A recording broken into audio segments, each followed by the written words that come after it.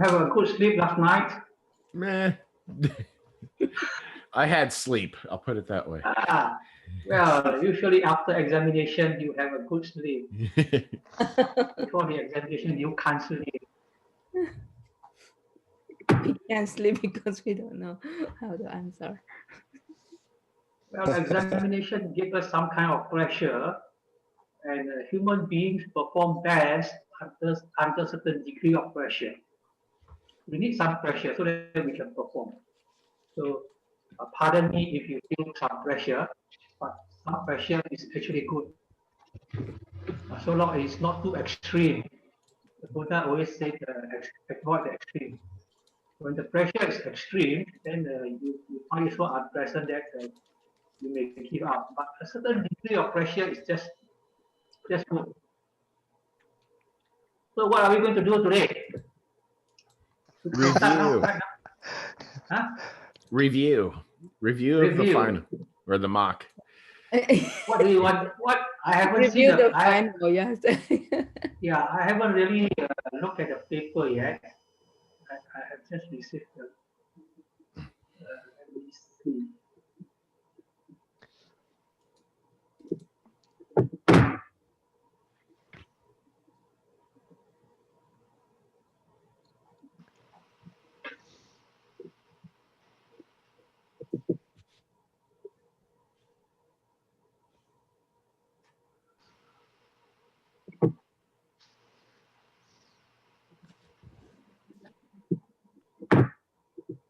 Can you see the screen? Yep. Sure can.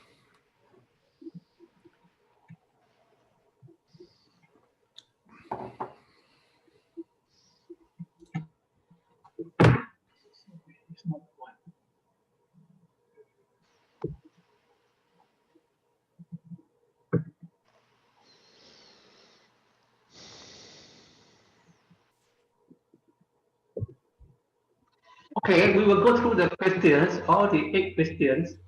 I think some questions are more popular, some are less popular. I think some not answered at all. But anyway, we will go through all these questions so that you can have a better idea what to do in the actual examination. Actually, in order to find out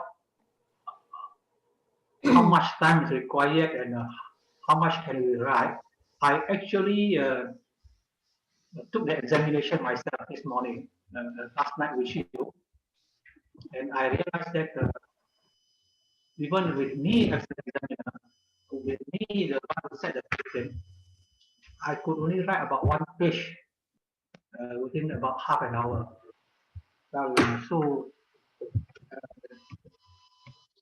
a good answer to a question should be only within about 1 page. At first, I thought maybe 2 pages, but I tried it out myself. I think 1 page is good enough if you can answer within 1 page. Okay, now we look at the question now. The first question is about the Humanistic Buddhism and the Sikalawara Sutta. Sometimes when you look at the question, when the question is very long, don't be panicked. The question is very long just to give you the background. You just have to look at the actual question. By referring to the Sikalawara Sutta, discuss how Buddhist practices are applied to daily life. So, what you would expect from this question is first a brief account of how the sutta came about. Okay? How the young man Sikalawara prayed to the 6 directions, and the Buddha came to know, and the Buddha approached him and inquired why he was praying in the 6 directions. Then the Buddha explained to him what the 6 directions represent. So if you, let's say, you give a brief account of how the Buddha came about, you get 2 marks. What are the 6 directions represent? 6 directions, each one north, east, south, west, and up and down. So each 6 direction, probably you get another 2 marks each, so you got already 12 marks for each mark. Then examples of the advices between husband and wife, parents and children. Give some advice, some references. Say between husband and wife, the husband need to do fighting, the wife need to do fighting, the parents fighting, the children need fighting. So if you elaborate on all these things, you probably get about all the 4 marks already. And then you conclude that it is how the Buddha advised lay people to live their daily life, and it's human-centered and nothing about God or gods. Because we talk about humanistic Buddhism, so we want to talk about that in the advice given by the Buddha in the Sikalabhara Sutta is about how we relate ourselves in the human society. There is no connection at all, not mentioning at all anything to do with the theistic belief of God and God. Okay. Okay. If you have any question on this, most of you have. I think quite a lot of you answer this question. You have any question on this? Okay. If not, then I will proceed. If you have a similar question, so instead of talking about Sikalabhara Sutta, now I ask you about Mangala Sutta, then how should you answer? So you follow more or less the same format. Briefly, how the sutta came about. That in the one midnight, when the night was fast spent, Deva came down from heaven and spoke to the Buddha, saying that men and gods all yearning for blessings. So asked the Buddha for advice. Then the Buddha mentioned 38 blessings, broken up into 10 paragraphs, 10 phrases here. And then you have to give a brief description what these 10 phrases talk about. For example, phrase number 1, honor those, not to associate with the not to associate with the fools, to associate with the wise, and honor those who are worthy of honor. So this talk about human relationship. Then we talk about skill development. So you got to remember the Mangala Sutta to some extent. Skill development. Then to family and occupation, paragraph number 4. Social contribution, dana cha, dhamacharya cha. That's number 5. And then to moral development, arati, virati, papa. That is number 6.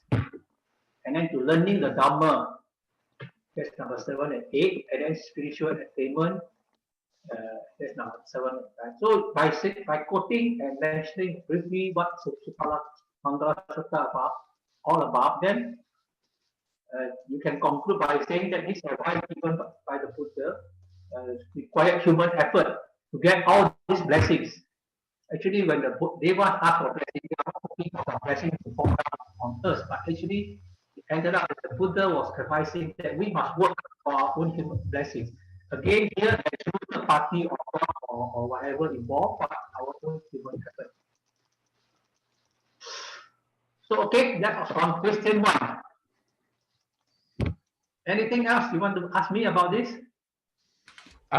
So on the Sigalavada Sutta, so it would be advisable to know what each direction represents and not just know that a couple like I listed what all the representations are, but not what directions they represent. Does that make sense? But I think it's more complete. You can mention all the 6 directions. Then we give some samples. Let's say two samples. Say husband and wife, then parents and children. Okay. So that would be something that within your reach within the half an hour. I reckon half an hour is required to answer each question. Okay. Well, so during our final, though, we have to handwrite everything. We don't get to type anything during the final. Oh dear. You have to handwrite. Yeah, we have to use pen and paper. Oh, very old-fashioned. Takes longer. Yeah, we all have carpal tunnel at the end. And sometimes you can't erase, you can't advance. Okay, that's still the way. So since these 2 suttas are mentioned, so that's why I give us based on the format Sikalabhara Sutta, that the Mangala Sutta is also more or less the same format. If you want to answer a similar question. Okay. Shall I proceed? Okay, Yeah. the system of thought in theistic teaching is centered on an unknown third party, while the system of thought in Buddhism is said to be humanistic. So discuss the humanistic system of thought in Buddhism. So this question, actually, we are looking at something like this, very simple. We want to know that the theistic system of thought is a system centered around the myth of creation. A system whereby God created Adam and Eve or human beings, and then there was sin, and then God was annoyed, and then we were chased out of the garden, then populate the world, and then after that we pray to the God, go back. So that is a system of thought. Thought is based on this system. So we want to mention that unlike the theistic system, the Buddhist system of thought is not about this speculative myths, but about our immediate human problem. And our immediate human problem is found or expounded in the Four Noble Truths.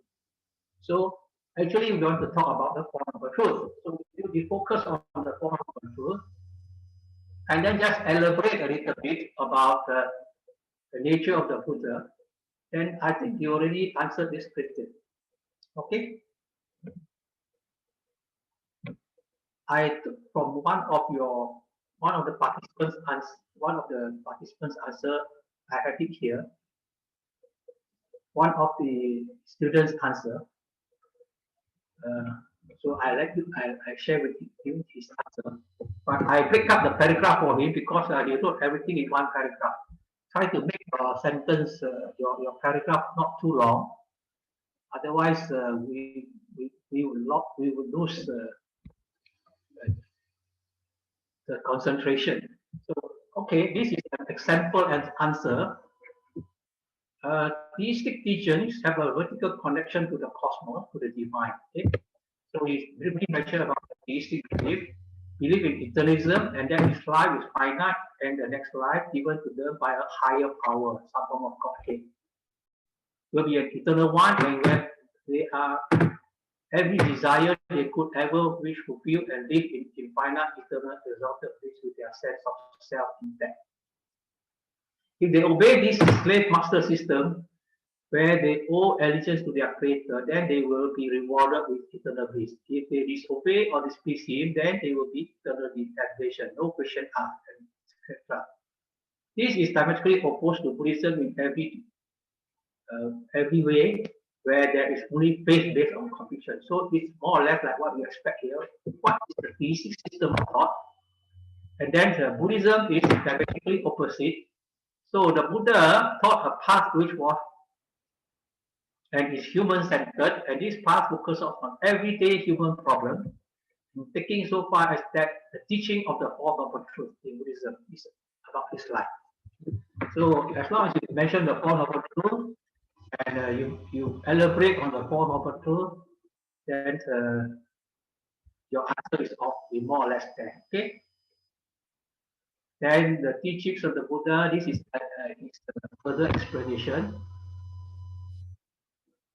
Not dependent on external force, he himself said to his followers and intimate that this the Buddha said, be an island to yourself, strike on with reason. This is further elaboration on the human centered. And then it's about Kalama Sutta, talking about rational thinking. Not to accept anything blindly. Okay?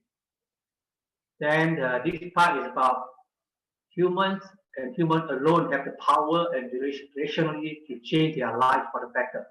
Okay, and then the last paragraph in Buddhism is incredibly human-centered.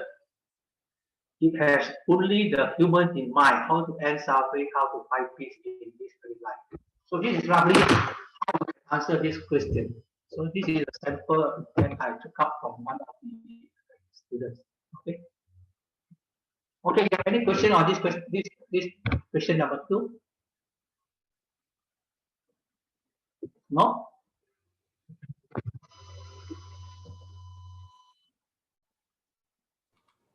Nope, I think we're good. Okay, we proceed. Okay, this third question, since Taishu was said to be the proponent of humanistic Buddhism, so we can't escape from the fact that we need to discuss his concept. So discuss the concept of humanistic Buddhism proposed by Taishi and his strategies to revive Buddhism in China? So this is actually the answer that I gave or I practiced myself when I was with you last night. This morning for me, last night for you, I was answering this question myself. So this is what I wrote without reference to my words and things like that. Straight away, I wrote this. Venerable Thai proposed Humanistic Buddhism or Renchen Pocha by advocating the path of human vehicle or Purusayana. I missed the word yana, Purusayana. In Mahayana Buddhism, there are 5 vehicles of yana of liberation or the path to spiritual development. The 5 yanas are, so I have to briefly explain the 5 yanas. Purusayana or the human vehicle, by observing the 5 precepts, practitioners to be good human beings, not harming oneself and others, and will be reborn in the human realm. Devayana or the Deva vehicle, practitioners carry out 10 meritorious deeds, benefiting oneself and many others, and will be reborn in the heavenly plane. And these first 2 are sometimes taken as one. And then number 3, Savakayana or the sound hearing vehicle, more appropriately the disciple vehicle. Practitioners practice renunciation and hearing or learning of the Four Noble Truths and would be reborn among the Savakas or people who have the opportunity to learn the Dhamma. Okay, and number 4, Pachaka Buddhayana, the practitioners gain enlightenment by realizing the independent arising. The 3rd and 4th path, this 3rd and 4th path are also known as the liberation vehicle. Then Bodhisattvayana or the Bodhisattva vehicle, practitioners practice the 6 perfections and will be reborn as Bodhisattvas and eventually gain Dhamma. So, and the 6 paramis are Dana, Sila, Kanti, Viriya, Jhana, Panya. This is because I could remember, so I just write down. But if you can't write, can't remember this, I think it's still okay if we have already mentioned the 6 paramis. Then I further mentioned here, in Mahayana Buddhism, the emphasis had always been on the Bodhisattva path. Mahayana Buddhism viewed the first 2 vehicles as not ultimate, as practitioners will still remain in the samsaric world. Okay? The first 2 will still in the samsaric world, and while the 3rd and the 4th vehicle would bring one to liberation, but such liberation would not be supreme. The Mahayana consider this as Hinayana vehicle or not supreme, as they do not help to save the rest. Therefore, Mahayana always emphasized on Bodhisattva path. Then we found that, then now we mention about Kaishi. Kaishi opined that at this Dharma ending age, to follow the 2nd path would be seen as superstitious and not much different from the deistic belief, while following the Savakayana would be seen as escapism and pessimism. All these practitioners just go to the mountain, you know. Therefore, he advocated one should first follow the Purusayana to realize the principle of humanistic Buddhism. By doing so, one would develop human character and maintain karma vipaka of being human. And from there, then only one would progress upward, enter into the Mahayana path. That is the Bodhisattva path, which is the Buddhism. So that is the first part of the question answered. Then his strategy to revive Buddhism in China were threefold. So first is to reform properties, such that temple properties would be no longer belong to one descendant of a particular temple, but consolidated under one central organization. Second is the reformation on teaching, that is to focus on humanistic Buddhism to reduce rites and rituals, not to be ghost-orientated and to be concerned with the world. And third is the reformation on organization. We propose that the Sangha should be reorganized with a central organization. There should be education for monks and organized in such a way as to provide services to the public. So that was my rough answer. So how many of you think that you are quite close to that? You think that you should be okay? I think a lot of you answered this question, right? Yes, but not so detailed. Not so detailed. Okay. Well, when we talk about Pisces concept, we can't escape from talking about the five yanas. You can't remember all the 5 yanas, at least you must mention the 5 yanas. Yes. Yeah. Yeah. Then, Oh, go ahead. Yeah. Yeah, but some people only answer the three strategies, and I did not mention the first part. Well, if you apportion the mark, the three strategies should give you maybe 20 marks, should give you 6 marks here, and the other 14 marks up there. Okay, some monks participate in politics by contesting as member of parliament. Do you agree that monks could do so and discuss by making this question actually is an opinionated question. So in whichever way you answer, you should get some answer, some marks, provided you argue reasonably, and as long as you present your case. I would not say you are right or wrong. But the point here is by making reference to the Buddha. So we need to make reference to the Buddha, saying that the Buddha was actually a prince, and he gave up the prestigious position as a prince to become a monk. And therefore, in a way, the Buddha actually abdicated his political role. Okay? And also, in many instances, the Buddha also interfered in the worldly social affairs, such as settling conflicts and giving advice to emperors, to kings on how to run the state. Therefore, to some extent, the Buddha participated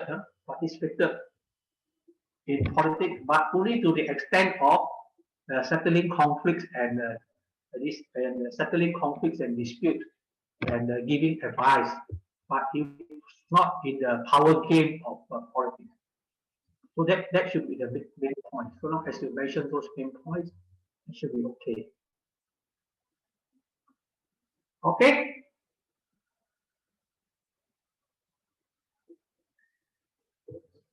When we do things verbally, it can be quite fast. We don't need 3 hours a day. Okay, number 5. Yes? Now, when we write under exam, it's very hard to write in a very orderly because sometimes we forgot. And then when we go back, we would no space to insert. Yeah. Yeah, I had a page that was half white out. So right. Because when we write, we cannot have the thought like, run in order. So we keep thinking, and then when you write it sometimes some of them you forgot, and then when you come back, you can't insert. Works better in Word. Huh? It works better in Word than on paper. You can just shove it in on Word and just there it's good. Right.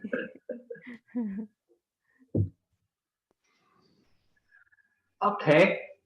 We go to question number 5. Discuss in details the internal and external causes that led to the rise of humanistic Buddhism in Taiwan in recent times.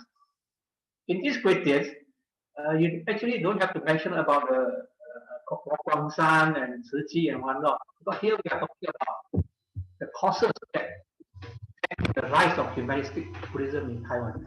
So they are basically in my lecture note. They mentioned three external causes. The economical causes due to globalization, the economic growth, especially after 1980s.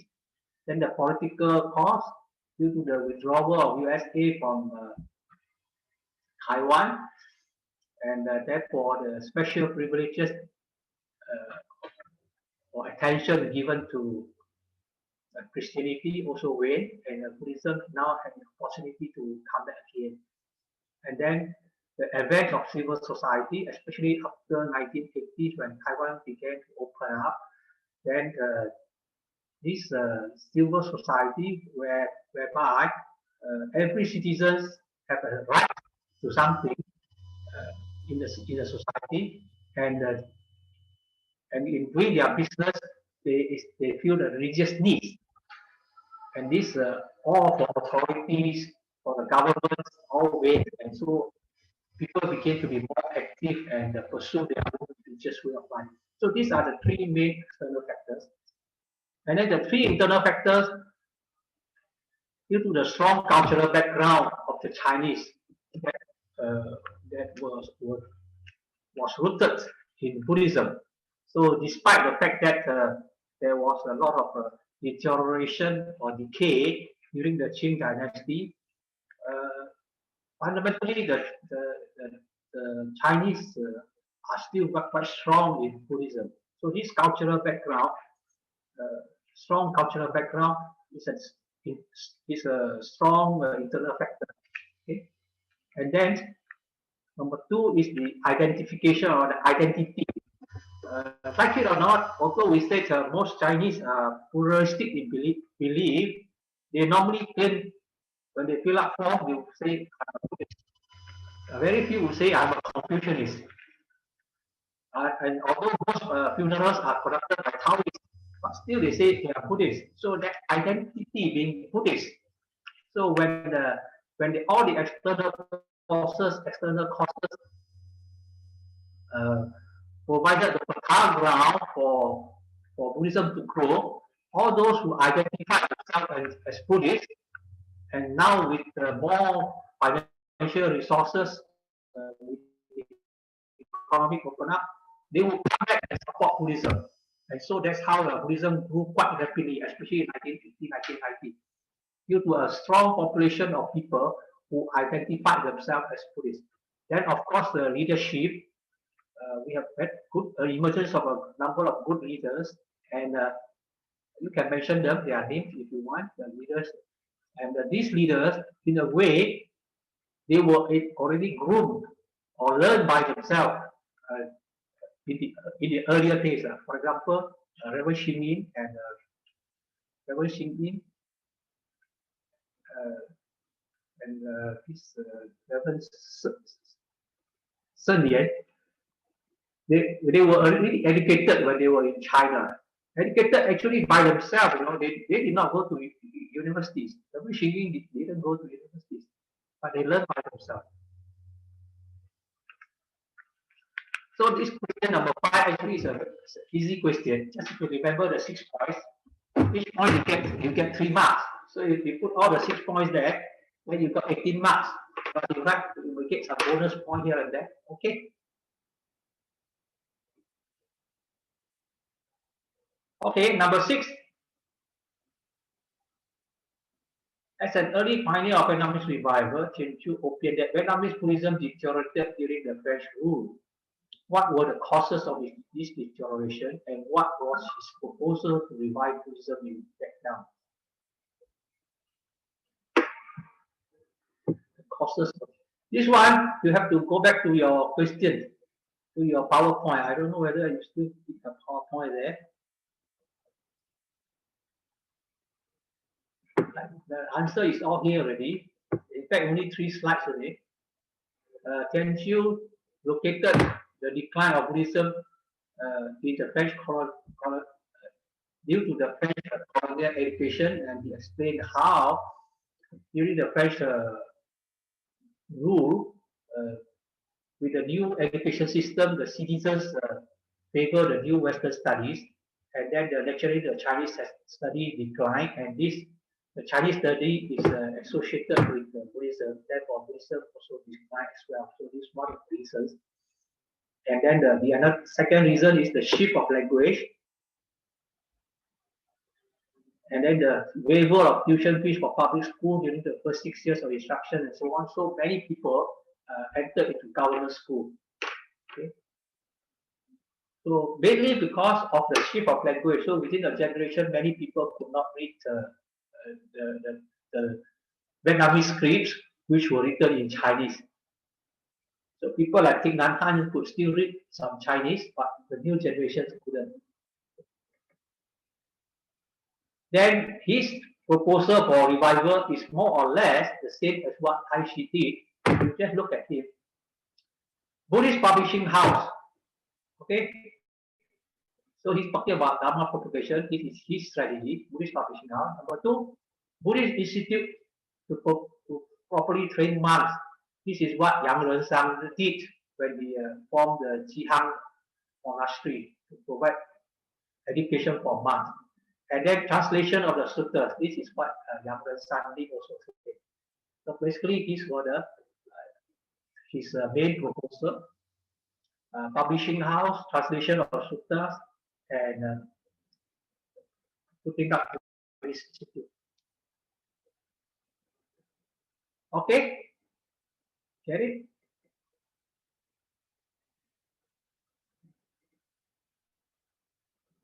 Okay, I'm going to stop sharing this.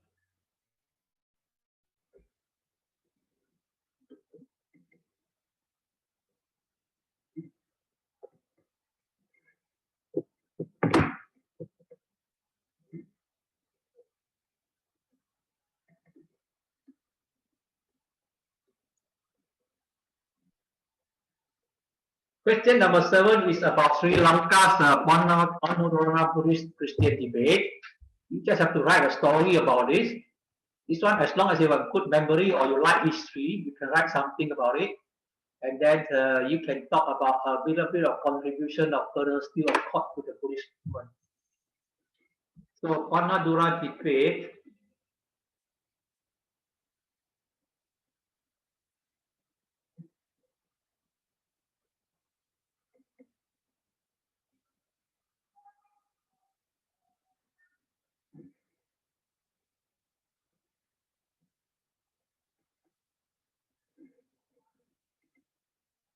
Just now I forgot, I didn't share the screen, but I thought I shared the screen.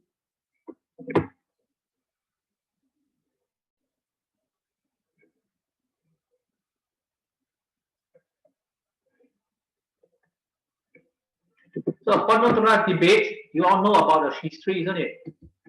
Just have to talk a little bit about how the debate come about, 1860, and then the 3 debates, especially the Panodorana in 1873. Okay, a little bit of history of how the Panodorana debate came about. This is the story, 1873, and after the debate, what was the impact? We need to know about the impact. The impact of this actually was I would say, twofold. Number one is it brought about a revival of Buddhism, a very strong sense of revival, whereby the result of the debate was published, and this stirred up a lot of excitement among the Buddhists in Sri Lanka, as they were under the British rule. They lost in many fronts, military front, political front, but at least now one debate they won. So they gave them a lot of impetus, a lot of encouragement, a lot of motivation to revive Buddhism. That's the first impact. The second impact was it brought about a strong sense of singhalist nationalism that eventually pushed forward what I call the agenda for independence. Okay, so this is the impact. And then, of course, you want to talk about Colonel of Courts, you have to look at a little bit of history, and his major contributions is also written here. In fact, I think one of the assignment given was here on this, isn't it? So if you have written the assignment, you already know the answer.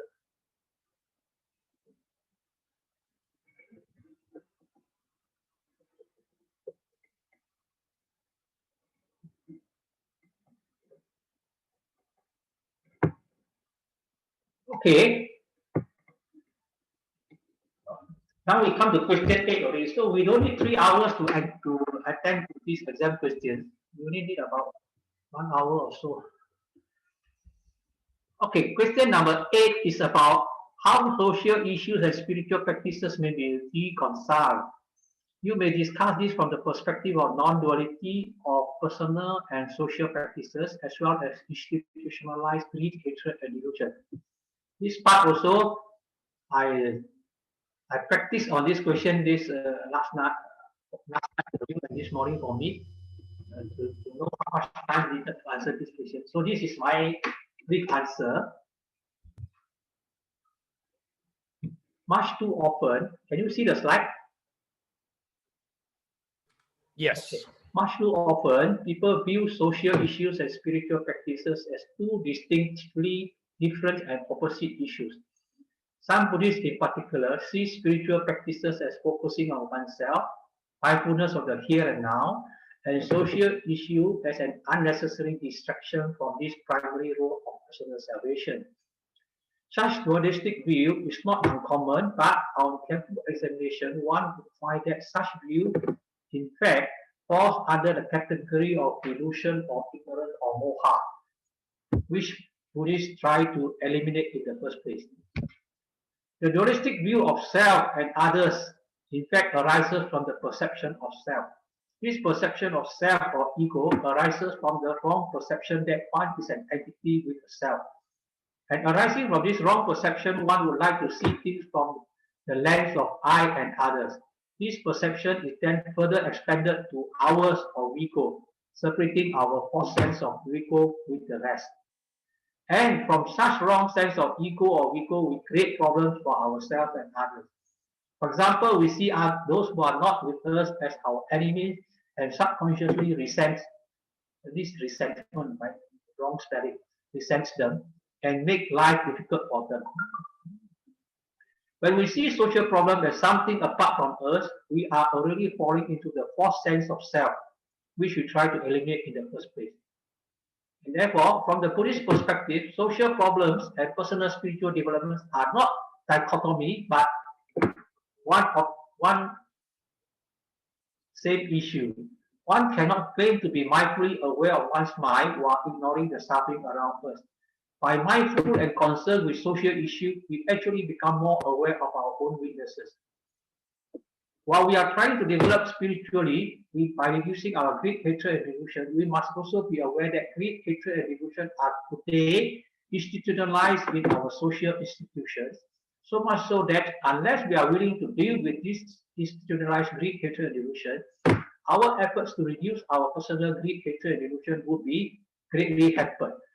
So I give an example. For example, today's greed is institutionalized within the big corporation, with the increased sales and profit as the main yardstick and unethical promotion to persuade wanton consumption. A CEO of this corporation, even if he's a police bent on trying to reduce his personal greed, hatred, and delusion, would have to toe the line if he wants to survive in the corporation. It means to say, institutionalized greed, hatred, and delusion will overpower one's attempt at personal spiritual development. Therefore, the two, personal and institutionalized, are one and not two separate issues. In summary, social issues and personal spiritual development are not two different or conflicting issues. They are one and the same issue. By addressing the social issue, one can help oneself in his own spiritual development and vice versa. So this is my answer. And I think some of you also try to answer this question. This is what you call the doctrinal basis of humanistic Buddhism or socially engaged Buddhism. So I hope all of you will be able to argue on this well, so that one day people ask you, since you have attended this course, how would you reconcile between social issues and spiritual practices? You will be able to answer well. Okay? You can't escape from this question. Okay, now anything? Yeah. Tatso, will you give us a copy of what you've prepared in answering these questions when we're finished? I only answered two questions. Two questions this morning. I only answered two questions. Oh. Well, Only the question one and question 8 I answered myself, so that I can test out the time. I see within half an hour how much can I write. But if you want this question 1 and question 8 answer, I can give you. Thank you.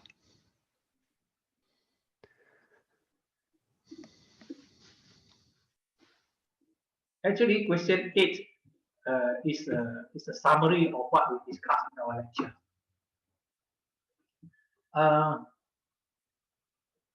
Another point is in the actual examinations, some of these questions may pop up, but they may be worded quite differently. But the answer would be the same. because we cannot have the same question, but sometimes we word the questions quite differently. But if you can understand that it's more or less the same question. Okay. I think this question 1 and 8 I will put it in the Slack, send over to you.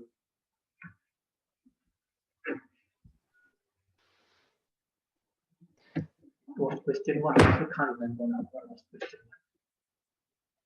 1? Not question 1.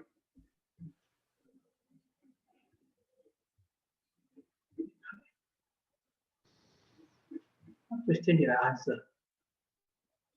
Oh, time sheets, question 3. Question 3 and 8. Okay. So I actually answered the two key questions related directly to the concept of humanistic Buddhism, because while we spend a lot of time looking at the movement as a movement all over the world, we need to understand the doctrinal basis, the what they call the academic or the theoretical basis of this movement. Okay, anything else? I was just trying to check to see, it seems like I missed, maybe you posted in Slack chapters past chapter 13 of your PowerPoint presentations, but I couldn't find them in my notes.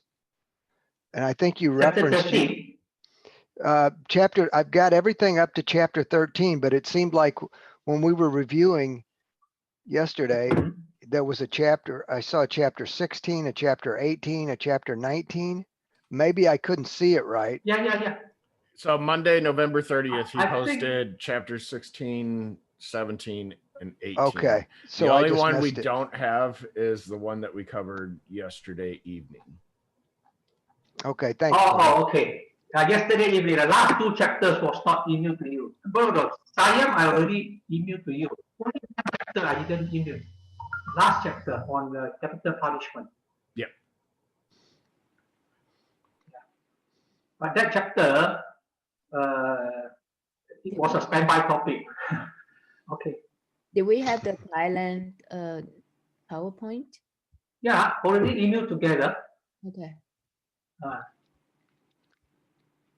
The last batch that I emailed is together with Thailand. I think India, Myanmar, and Thailand, and also David Loy's presentation on the socially engaged Buddhism. Right.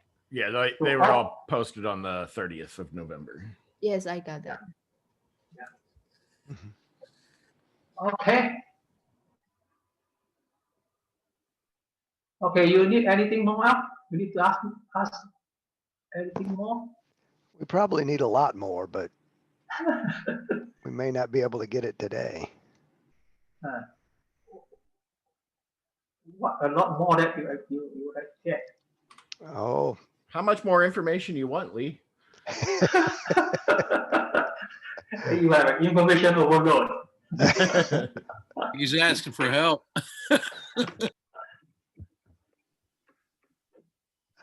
It's okay. So you all are going to continue with another subject, right? After this. 2 more, actually. Not until March, though. We don't resume until March. Yeah, so we're doing Abhidharma in March and Asian Buddhist movements in Asia, I think is what it's called. I'm going from memory. Culture, Asian culture. Yeah. Culture, Buddhist culture. Yeah. Abhidharma is not easy, you know. It's much harder than this topic.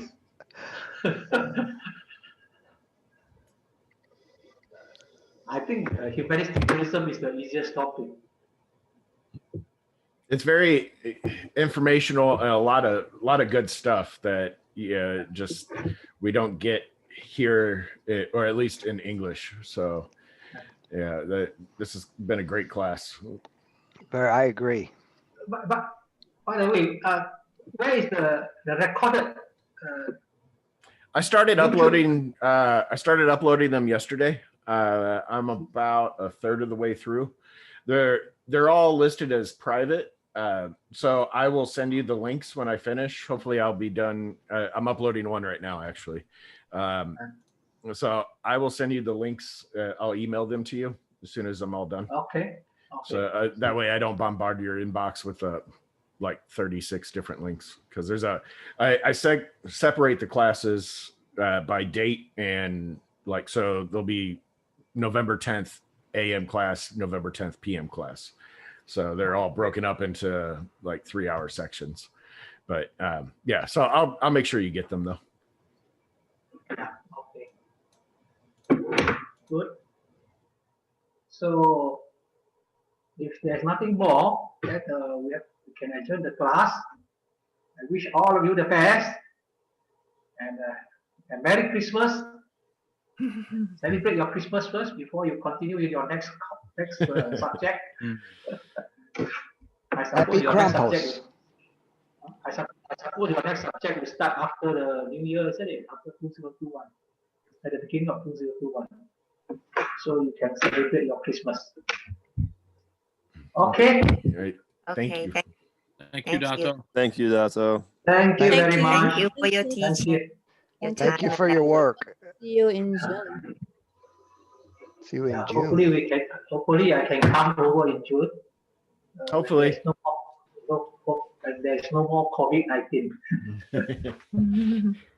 Dato, sometime we will do some study, before the final. We will have a study week like on Zoom.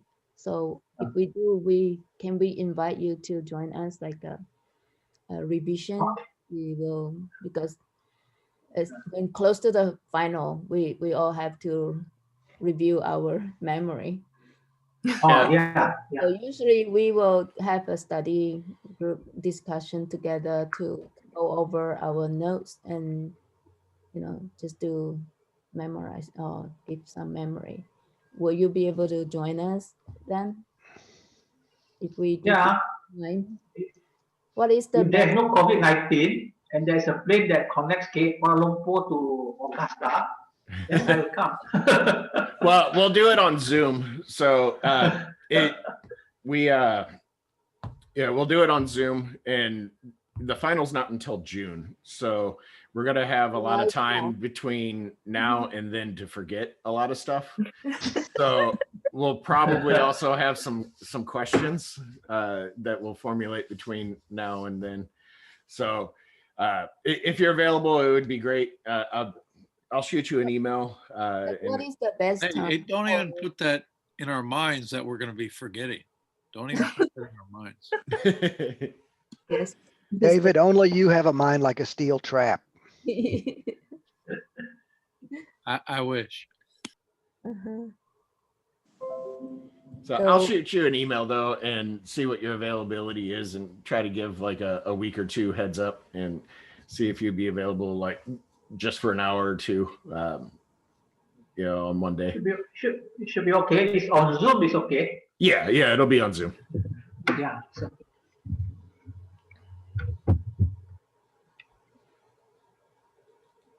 Okay. Yes. Okay. So the rest of the students, please stay back. I'm gonna go get a verbal Konyan and we will discuss. Can we take about a 5-minute break? Yes. Go take, but don't go away, okay? Thanks, So Dato. I can. Yeah, thank you, everybody. Thank you, Dato. Thank you, everybody. Dato. Yeah. Thank you. Have Happy a holidays, good, Happy have a New good Year. night. Have a Thank good you. night. Good night for me. Go and stay safe.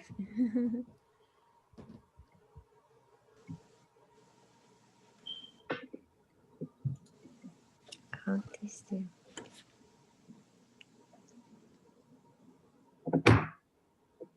5 minutes break. All right. Okay.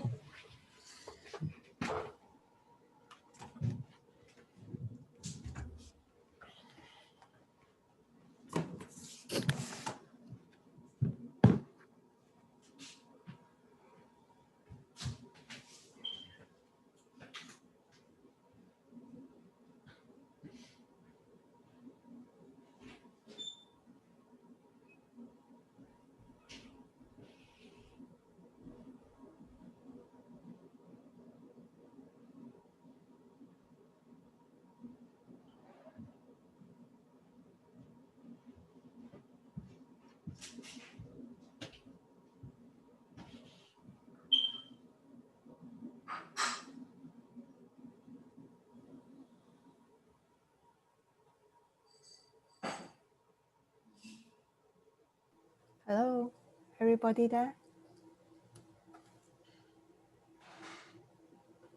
Hello, We are on break for 5 minutes. for 5 minutes, so Yeah. 7:25? Yeah. Okay, I think so. okay. I'll be back in a few minutes, okay?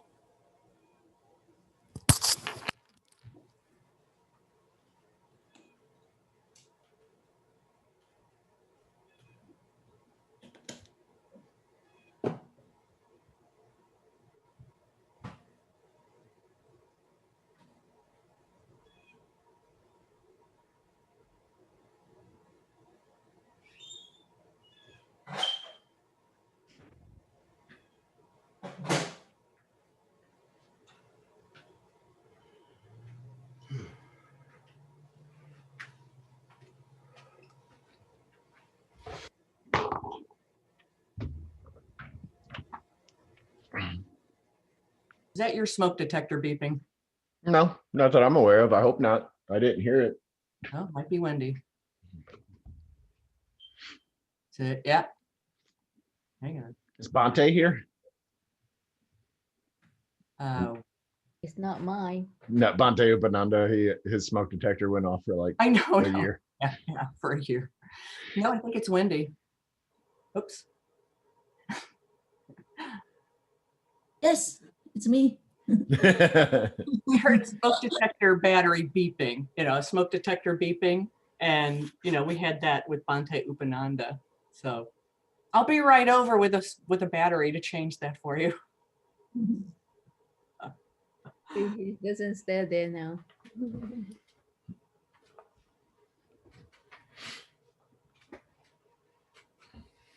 I said it first. I said happy Bodhi Day in the chat.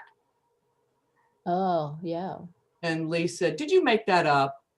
And I said, I heard it on NPR yesterday. I got out of class, I went to the grocery store, and they're talking to a guy about Bodhi Day. I'm like, okay. Whoa. Okay. It's a bigger holiday in Japanese Zen. One of the major holidays.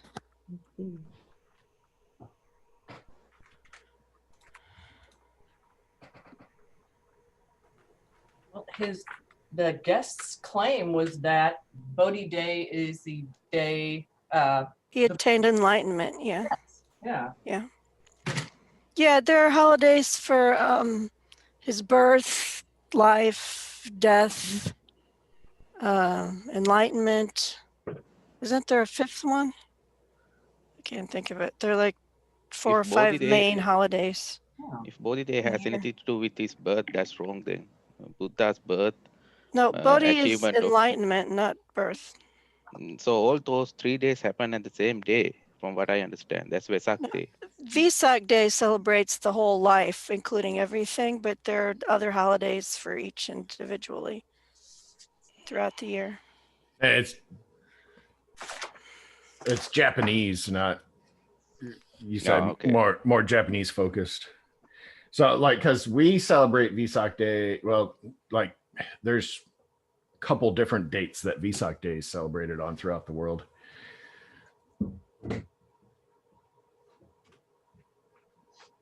I think everybody just has their own agenda or own schedule, I should say, not agenda. The dates are known in all the different countries. It's just in Japan, it's treated as a major holiday. I know my friends who do Japanese Zen, who are lay people, they always go to the temple and do extra long meditation that day. Not in Theravada tradition, or at least from what I know. So Mahayana always have all kind of celebration. Yeah. It seems like there are special days most days of the year. Yeah. Hey, kitty. Meister. Yep. Hey, Meister. Come here, kitty, kitty. Oh, so yesterday morning when we finished class, I was walking up the stairs. Fran, you'll appreciate this. And the foster cat just like jumped through the banister and like smacked me in the face and then ran off. He loves smacking you in the face. Yeah. That's I bet that woke you up. Yeah, it's like, what the? I didn't even know He's you were just there. playing. He's probably just playing, right? Lisa's hand will tell you otherwise. Like, oh, yeah, like I went up stairs after the test yesterday, and the jerk cat's just laying there next to Lisa, and Lisa's petting it. I'm like, you do realize in the morning he's going to change his mind how he feels about you. All that. I can tell you that cat bites contain Yeah, that's the jerk significant bacteria. 85% of cat bites become infected. Fran was holding up my jerk cat. Look at those. Oh, look at the look on his face. Look at his eyes. He's like, you. so that was me coming up the stairs a couple weeks ago, and he's just sitting there at the banister looking through the handrail. Airing you. Yeah, look at those eyes. He's like, I'm about to punch you. That's exactly the look on his face. Maybe his past life is a tiger. He forgot that. So handsome. He's pretty big. Yep, moved down. There you go. He's 8 months old now. Those little white feet. Yeah. Are you going to end up keeping him? No, we have 4 cats in this house right now. Are you kidding me? I'm done. Including him? Yeah. So like, no, I love animals. Don't get me wrong, but like the other day I walked in and I'm like, that's a strong odor of cat pee. Now I get to play. Where's it at? Oh no, yeah, I can't. Hey, there's a good cleaner that Lowe's sells called Folex. Have you ever heard of that? Yeah, I have some. Oh, okay. It still doesn't work. Like, I think it was him who peed on my recliner. And I think he was sending you a clear message. Oh, yeah, and now like every now and then I'll sit down my recliner. I'm like, nope, still smell it. Oh boy. Good morning, everyone. You do voodoo. Good morning. Morning. Good morning. This meeting, I just need to have the meeting with the students. Okay, with the students here. Okay. I just want to explain a bit about the schedule and for next semester. I already posted it to the Slack and you can see that. Okay, this is the schedule that I sent to you. So next semester is our last semester. We have 2 subjects. The first subject is the Abhidharma and developments of Buddhist thought. Okay, this is a 4-credit subject. And then the last subject will be the Buddhist cultural diversity in Asia. There is only 2 credits, okay? First, I need to talk about the first subject. We start on March 6th and then until May 2nd, okay? So we have 2 instructors, 2 teachers for this subject, Pandey Sumita and Dr. Beth Jacobs, okay? So because Pandey Sumita is in California, so we have the time difference, 2-hour difference between his time and our time. That's why we arrange in this way. The afternoon we start at 3 to 6 Central Time. There will be the 1 to 4 at his time, okay? And you can see that the syllabus that I sent out, actually Pandey Sumita is the primary teacher. He will be your primary teacher. That means he will keep track of your assignments